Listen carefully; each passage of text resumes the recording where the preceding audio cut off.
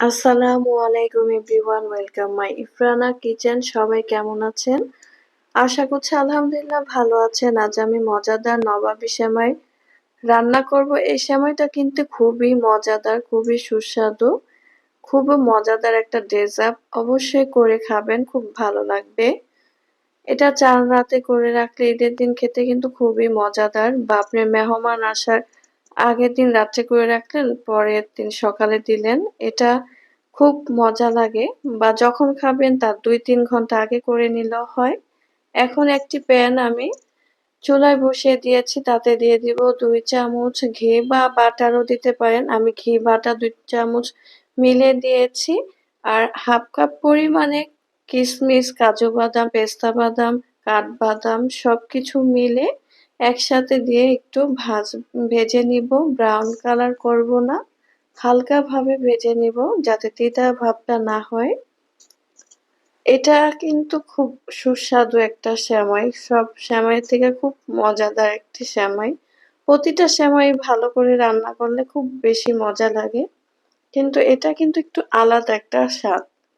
এখন আমি বাদামগুলা নামিয়ে সুন্দরভাবে সেমাইগুলা একটু এই প্যানের মধ্যে ভেজে নিব।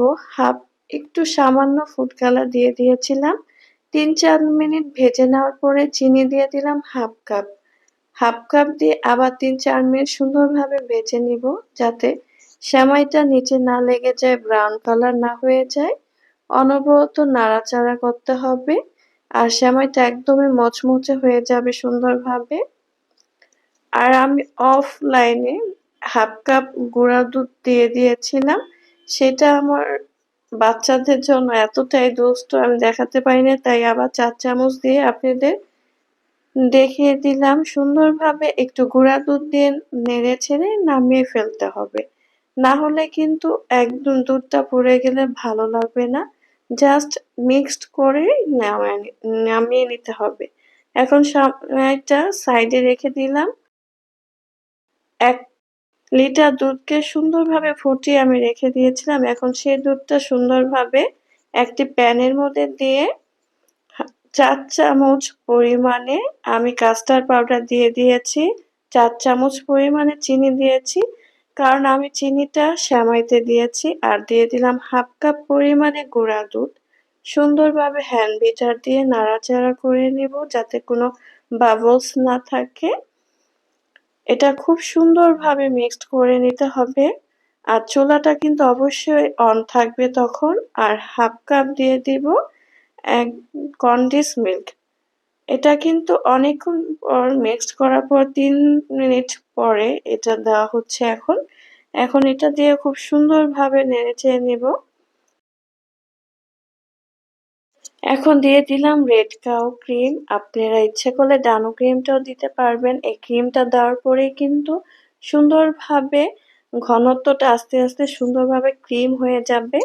আর ক্রিমটা যদি না দিতে চান তাহলে কিন্তু নবাবী সেমাই আসল টেস্টটা বোঝা যাবে না। আর নবাবী সেমাই এভাবে সুন্দরভাবে একেকটা ধাপের পর একেকটা ধাপ দিতে হবে, তাহলে ক্রিমটা খুব সুস্বাদু হবে, সেমাইটা খেতেও খুব মজা লাগবে।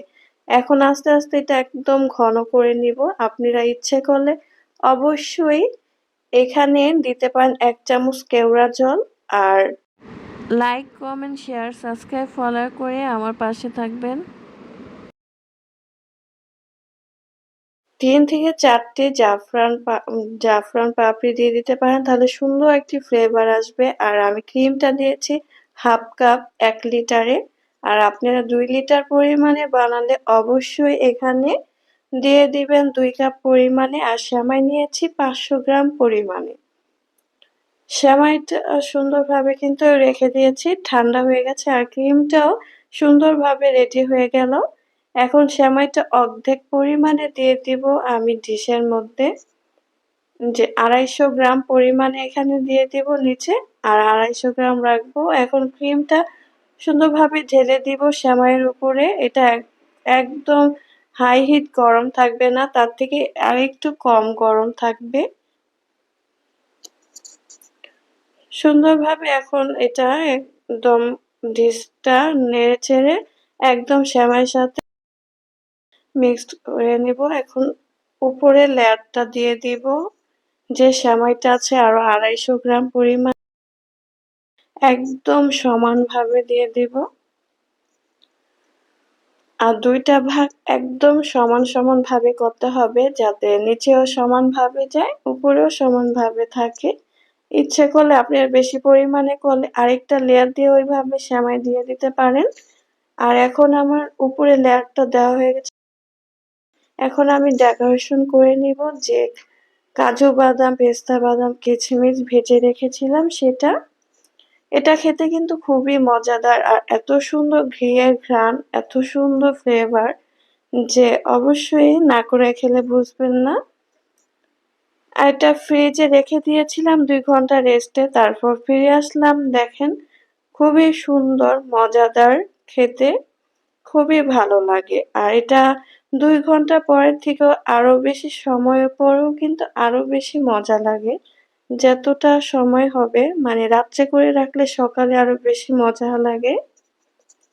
অবশ্যই খেয়ে দেখবেন কেমন লাগে, অবশ্যই জানাবেন। সবাই ভালো থাকবেন, আমার ইফরানা কিচেনের সাথে থাকবেন। আল্লাহ হাফেজ, আসসালামু আলাইকুম।